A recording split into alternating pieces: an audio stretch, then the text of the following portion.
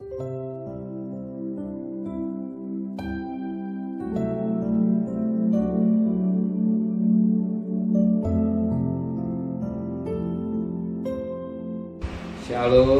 pagi bersama tundukkan kepala, pejamkan mata sejenak. Inilah anak yang kau kasihi, kami rasakan bagikan umat Israel berada di Goshen. Pagi ini sebagai tanda syukur kepada Engkau Bapa di surga, kami mengadakan mesbah keluarga, mesbah pribadi. Kami boleh naikkan pujian penyembahan pada Bapa, dan kami rindu juga untuk dengarkan renungan firman-Mu. Roh Kudus menyucikan hati dan pikiran kami, sehingga firman-Mu menjadi berkat buat kami, dan kami juga boleh menaikkan doa syafaat kepada Bapa di surga. Haleluya. Shalom, pagi. Mari sama-sama kita akan membaca firman Allah, Markus pasal 14. Markus pasal 14 ayat 32 sampai ayat 42. Markus pasal 14 ayat 32 sampai ayat 42. Di taman Getsemani, lalu sampailah Yesus dan murid-murid Yesus ke suatu tempat yang bernama Getsemani. Kata Yesus pada murid-muridnya, duduklah di sini sementara aku berdoa. Dan ia membawa Petrus, Yakobus dan Yohanes sertanya. Ia sangat takut dan gentar, lalu katanya kepada mereka, hatiku sangat sedih, seperti mau mati rasanya. Tinggallah di sini dan berjaga-jagalah. Ia maju sedikit merebahkan diri ke tanah dan berdoa supaya segera yang mungkin saat itu. Lalu daripadanya katanya, ya Bapa, ya Abba, tidak ada yang mustahil bagimu. Ambillah cawan ini daripadaku, tapi jangan apa yang aku kendaki, melainkan apa yang engkau kendaki. Setelah itu ia datang kembali dan mendapati tiganya sedang tidur. Dan dia berkata pada Petrus, Simon, sedang tidurkah engkau? Tidakkah engkau sanggup berjaga-jaga 1 jam? Berjaga-jagalah dan berdoalah supaya kamu jangan jatuh ke dalam pencobaan. Roh memang penurut tetapi daging lemah. Lalu ia pergi lagi dan mengucapkan doa yang itu juga. Dan ketika ia kembali pula, ia mendapati mereka sedang tidur, sebab mata mereka sudah berat dan mereka tidak tahu jawab apa yang harus mereka berikan kepada Yesus. Kemudian dia kembali untuk ketiga kalinya dan berkata pada mereka, tidurlah sekarang dan istirahatlah, cukuplah, saatnya sudah tiba. Lihat, anak manusia akan ke tangan orang berdosa. Bangunlah, marilah kita pergi, dia yang menyalahkan aku sudah dekat. Kita melihat ini suatu firman yang sangat baik. Manusia di dunia ditandai dengan takut. Takut itu sudah ada sejak Taman Eden. Sebagaimana Allah berkata, hei Adam, di mana engkau? Adam salah, aku takut. Dan jelas.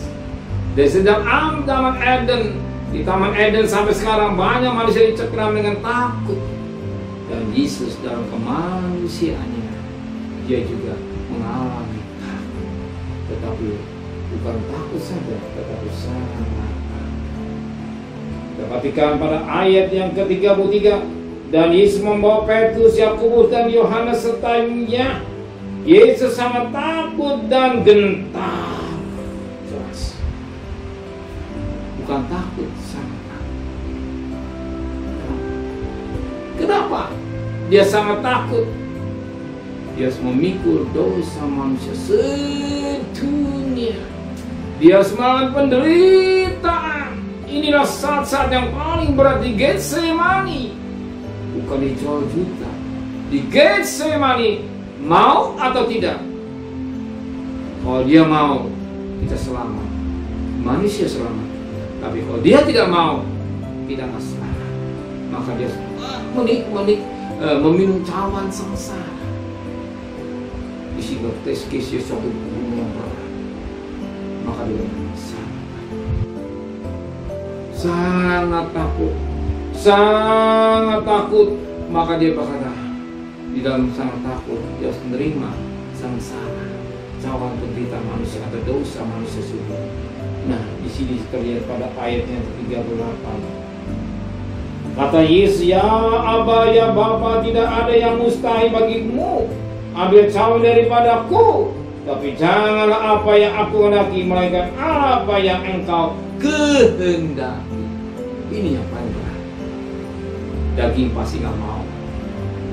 Daging, siapa yang mau menderita? Siapa mau sengsara? Siapa yang mau susah? Semua nggak ada. Maksud saya, maka untuk doa pagi itu hubungan daging dengan roh. Daging dengan roh. Saya bangga dengan saudara. Saudara akan mesbah pribadi masuk surga. Bergumul melawan keinginan daging untuk berkunjungan roh, untuk mengadakan mesbah. Itu perjuangan yang cukup berat. Maka dikatakan bukan kehendakku tapi kehendak Allah. Kalau dia mau kehendak Bapa, kita selamat. Tapi kalau dia tidak mau, maka dia akan disalahan. Maka dikatakan jadilah kehendak.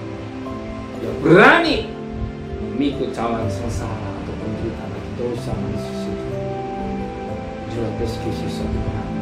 Waktu saudara berani memikul salib, maka roh penurut daging dari kita hidup dan dunia yang bagus.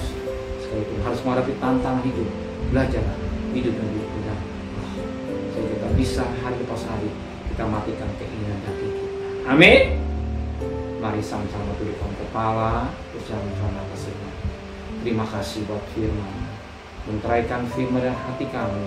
Kembalikan besok pagi dan tubuh yang sehat dengan tidak kurang satu apapun juga.